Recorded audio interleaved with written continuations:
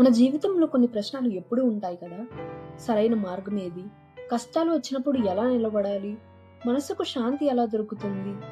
ఈ కాలంలో మనలో చాలా మందికి ఇలాంటి సందేహాలు వస్తాయి. మారుతున్న ప్రపంచంలో జీవిస్తూ మన విలువలను ఎలా కాపాడుకోవాలి? మార్పును అంగీకరిస్తూ మన మూలాలను ఎలా మర్చిపోకూడదు? ఈ ప్రశ్నలన్నిటికీ దారి చూపించే శాశ్వతమైన జీవన మార్గమే మన సనాతన ధర్మం.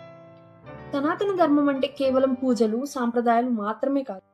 మనం ఎలా ఆలోచించాలో, ఎలా మాట్లాడాలో, ఎలా జీవించాలో నేర్పే జ్ఞానం. వేదాలు ఈ మార్గానికి మూలాధారం. అవి మనకు ధర్మం అంటే ఏమిటి, కర్తవ్యం ఏమిటి, జీవితాన్ని పవిత్రంగా ఎలా మార్చుకోవాలి అనేది తెలియజేస్తాయి. సనాతన ధర్మం మనకు ఒక ముఖ్యమైన విషయం చెప్తుంది. పరిస్థితులు ఎప్పుడు మన చేతిలో ఉండకపోవచ్చు, కానీ వాటికి మనస్పందన మాత్రం మన చేతిలోనే ఉంటుంది. కష్టం వచ్చినప్పుడు విరిగిపోకూడదు, దానిలో ఉన్న పాఠాన్ని తెలుసుకోవాలి. సంతోషం వచ్చినప్పుడు అహంకారం కాదు, కృతజ్ఞత పెరగాలి.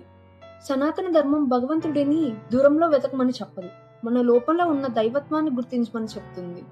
పిల్లలకు ఇది మంచి అలవాట్లను నేర్పిస్తుంది, యువతకు దారి చూపుతుంది, పెద్దలకు స్థిరత్వం ఇస్తుంది, ప్రతి మనిషికి అంతరంగ బలం ఇస్తుంది.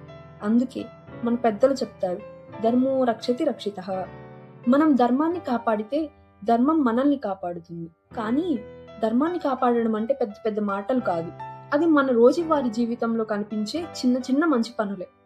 రోజువారీ జీవితంలో నిజాయితీగా ఉండడం, కోపాన్ని నియంత్రించుకోవడం, తల్లిదండ్రులను గౌరవించడం. కాలం మారొచ్చు, మన జీవన విధానం మారొచ్చు, కానీ మన విలువలు మారకూడదు. మనం మారినా మనలోని ధర్మం మారకూడదు. సనాతన ధర్మం మనల్ని ఈ ప్రపంచం నుండి దూరం చేయదు, ఈ ప్రపంచంలోనే ఉంటూ మనల్ని మనం కోల్పోకుండా జీవించడం నేర్పుతుంది.